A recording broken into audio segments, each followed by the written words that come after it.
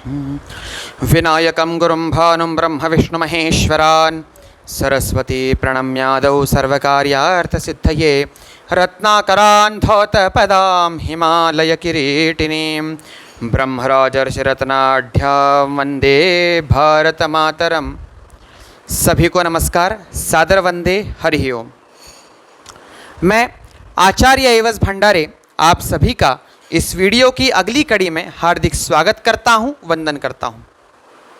आज 15 अगस्त हमारी देश की इस भारत माँ की स्वतंत्रता का अमृत महोत्सव। आज हमारी स्वतंत्रता को 75 वर्ष पूर्ण हुए हैं। हमारे भारत ने आज प्रथम बार अनेक वर्षों की दास्यता से आज़ादी की सूर्य की किरण देखी थी। इसलिए सर्वप्रथम मैं सभी देशवासियों को हृदय से हार्दिक बधाई देता हूं, शुभकामनाएं देता हूं। हमारे भारत की परंपरा रही है, हमारी सनातन संस्कृति में, हमारी हिंदू संस्कृति में एक परंपरा है कि जब भी खुशियां आती है, जब आनंद आता है, जब उल्लास आता है, जब उत्सव आता है, तब उसके साथ साथ जिम्मेदारी भी आती है। हमारी परंपरा, हमारी संस्कृति उत्तरदायित्वहीन और जिम्मेदारी से रहित किसी भी प्रकार के आनंद को और किसी भी प्रकार के उत्सव को स्वीकार नहीं करती। अर्थात हमारी परंपरा में अगर उत्सव भी होगा, अगर आनंद भी होगा, तो वो एक लक्ष्य को लेकर होगा। उच्छृंखल और उद्देश्यहीन हमारे सनातन धर्म में आनंद और उत्सव भी नहीं है। आज हमारे देश को स्वतंत्रता को अमृत महोत्सव का दिन है। हमारे देश ने स्वतंत्र होकर आज 75 वर्ष पूर्ण कर लिए हैं। इसलिए सभी को आनंद मनाना चाहिए, उत्साह मनाना चाहिए। किंतु सोचने वाली बात साथ में यह भी होती है कि जिस समय और जिस अधिकार के समय हमारी भारत माता दास्यता के बंधन को प्राप्त हुई थी, अर्थात भारत उस समय गुलाम हुआ, भारत उस समय दास हुआ जब इस भारत में घर घर से सोने का धुआं निकलता था, ऐसा कहा जाते हैं। यह भारत हमारी सोने की चिड़िया थी। व्यापार की दृष्टि से, व्यवहार की दृष्टि से, संस्कृति की दृष्टि से, अध्यात्म की दृष्टि से, विचार की दृष्टि से, शस्त्रों की दृष्टि से, सामर्थ्य की दृष्टि से, प्रत्येक दृष्टि से हमारी भारत माता सर्वश्रेष्ठ थी, सर्वोत्तम थी। इसलिए भारत को विश्वगुरु कहा जाता है। और स्वतंत्रता के दिन पर एक महत्वपूर्ण विषय पर आप सभी का ध्यान आकर्षित करना चाहूंगा कि हमारी भारत माता अखंड थी। हम इस विषय को भूल जाते हैं। हमारे भारत के अनेक वर्षों में अनेक टुकड़े हुए। एक समय ऐसा था जब हमारा भारत देश जम्बूद्वीप था, अर्थात जो चारों तरफ से समुद्र से घिरा हुआ था। फिर हमारा भारतवर्ष हुआ, भारत खंड हुआ, आर्यावर्त हुआ।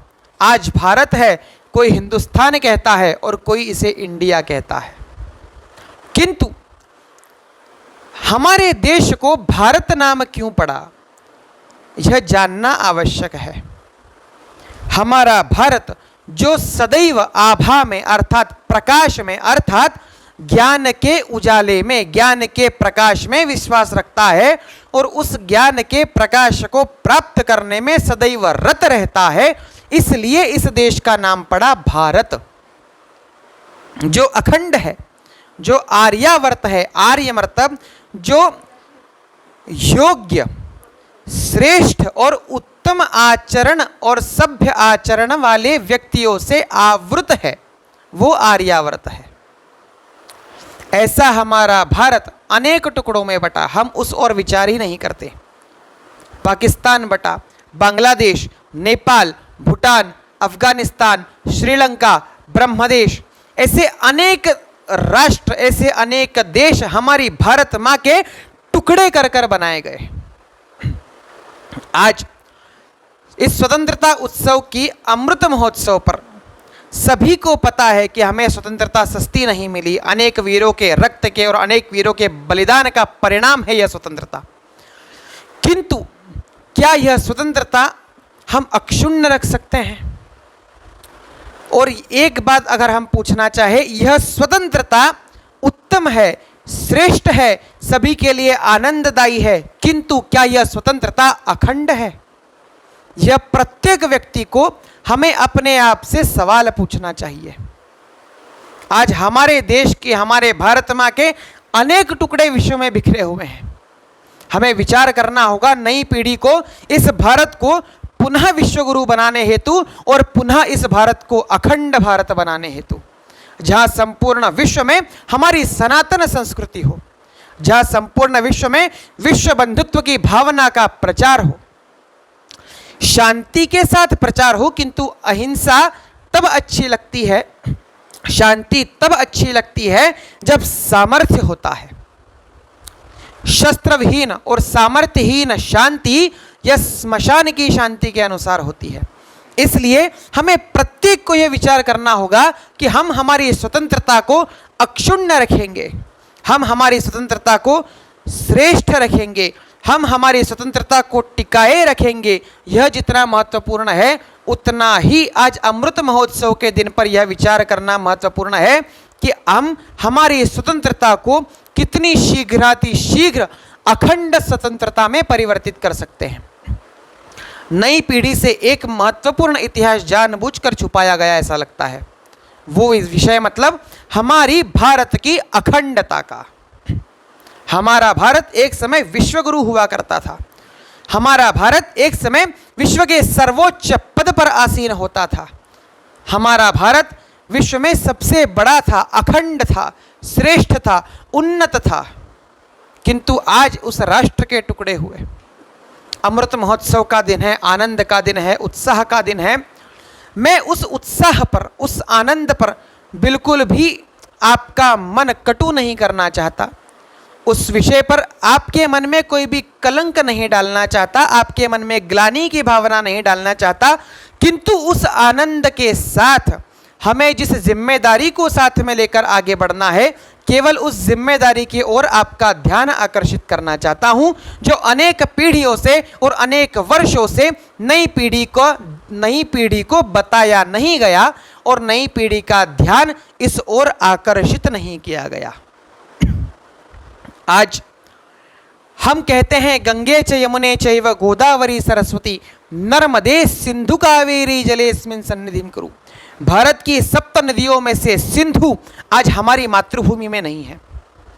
जिस राष्ट्र में, जिस प्रदेश में शहीद आजम, स्वतंत्रता के सम्राट और स्वतंत्रता के सेनानी शहीद आजम सरदार भगत सिंह का जन्म हुआ, वो भारत भूमि आज हमारे भारत में नहीं है।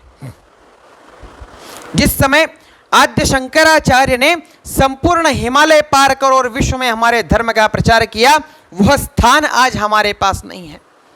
भगवान महादेव जिनका निवास स्थान कहा जाता है कैलाश मानसरोवर, वो आज हमारे पास नहीं है।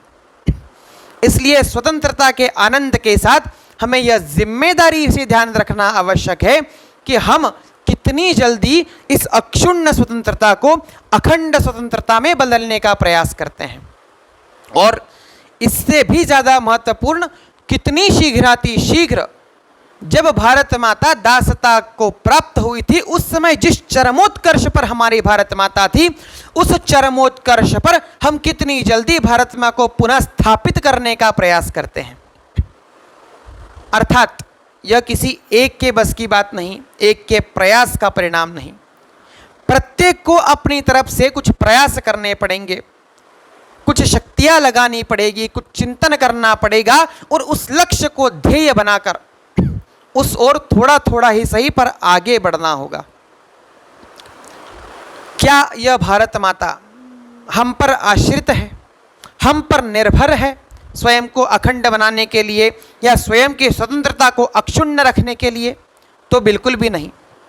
यह भारत माता, यह जगत जननी वीर प्रसूता है। जब जब इसे आवश्यकता होती है, ये अपने गर्भ से ऐसे वीर रत्नों को जन्म देती है जो अकेला ही संपूर्ण विश्व को हिलाने की चेष्टा रखता है। वो छत्रपति शिवाजी महाराज हो, वो बाल गंगाधर तिलक हो, वो 1857 के स्वतंत्रता सेनानी हो, वो शहीद आजम सरदार भगत सिंह हो, वो स्वतंत्रता सेनानी चंद्रशेखर आज़ाद हो, और जो भारत रत्नाकर स्वतंत्र वीर सावरकर हो। ऐसे अनेक महापुरुषों को जन्म देने का सामर्थ्य हमारी भारत माता रखती है। किंतु यह भारत माता उसे जब आवश्यकता होगी वह अपना अधिकार, अपनी अखंडता, अपना सामर्थ्य पुनः प्राप्त करेगी। किंतु तब प्रश्न यह उठेगा कि भारत माँ की इस सामर्थ्य पर, हमारे माँ की, हमारी माता की इस श्रेष्ठता में, हमारे माँ की इस अखंडता में हमारा क्या योगदान हो। भविष्य में हमें आत्मग्लानि का अनुभव न करना पड़े, आगामी पीढ़ियों के सामने हमें निरुत्तर ना होना पड़े, इसलिए हमें आज चिंता करनी होगी कि क्या हम हमारे भारत को, हमारी भारत माँ को उस चरमोत्कर्ष पर, उस चरम शिखर पर स्थापित करने के लिए क्या प्रयास कर रहे हैं, उस अखंडता को प्राप्त करने के लिए हम क्या प्रयास कर रहे हैं। इस स्वतंत्रता के अमृत महोत्सव में केवल इस ओर ध्यान आकर्षित करना चाहता हूँ, यह बात रखना चाहता हूँ स्वतंत्रता के अमृत महोत्सव की अशेष, अनेक और हृदय से दी हुई शुभकामनाओं के साथ कि आनंद में, उत्साह में और उत्सव में कभी भी हम अपनी जिम्मेदारियों से विमुख ना हो, कभी भी हम हमारे कर्तव्य पथ से विमुख ना हो। ऐसे अनेक विचार आप तक समय समय पर पहुंचाता रहूँगा। आपके कमेंट, आपके शेयर, आपके लाइक हमें बहुत महत्वपूर्ण है, और अनेक विषय हैं जिससे आपसे चर्चा करनी है। भारत के उत्थान में, भारत को उस राष्ट्रगुरु के पथ पर आसीन करने के लिए भारत माता स्वयं सक्षम है, स्वयं समर्थ है। केवल युवाओं को पहल करके अपने कुछ प्रयास करने होंगे। जिस प्रकार युवा सन्यासी स्वामी विवेकानंद कहते थे कि यह देखो, भारत माता धीरे धीरे अपनी आंखें खोल रही है, वह कुछ ही देर सोई थी, उठो उसे जगाओ और पहले की अपेक्षा और भी अधिक महिमा मंडित करके उसे अपने चिरंतन सिंहासन पर प्रतिष्ठित कर दो। स्वामी विवेकानंद के इन विचारों को आज ऊर्जा प्राप्त हुई है और यह विचार सत्य हो रहे हैं ऐसा प्रतीत हो रहा है। हमें केवल प्रयास करना है हमारी भारत माता को विश्व गुरु बनाने के लिए, हमारी भारत माता को अखंड बनाने के लिए। इस वीडियो को जो जो युवा पीढ़ी सुनती है, इस वीडियो को जो जो व्यक्ति सुनते हैं, मैं उन सभी से सुझाव मांगता हूं, आप कमेंट में हमें बताएं कि इस भारत की उन्नति के लिए, भारत के चरमोत्कर्ष के लिए हम हमारे स्तर पर, युवाओं के स्तर पर, कार्यकर्ताओं के स्तर पर, मार्गदर्शन के स्तर पर, बड़े बुजुर्गों का मार्गदर्शन, युवाओं का मेहनत, युवाओं के प्रयास और सभी का आशीर्वाद, ईश्वर की कृपा, इन सभी का मिश्रण भारत माता को पुनः विश्वगुरु बनाएगा, भारत माता को पुनः अखंड बनाएगा। किंतु हमने क्या करना चाहिए, इस पर विचार करें और हमें कमेंट में बताएं। आज के लिए इतना ही। सभी को पुनः एक बार स्वतंत्रता के अमृत महोत्सव की हार्दिक शुभकामनाएं, बधाइयाँ और सभी को सादर वंदे। हरि ओम, नमस्कार।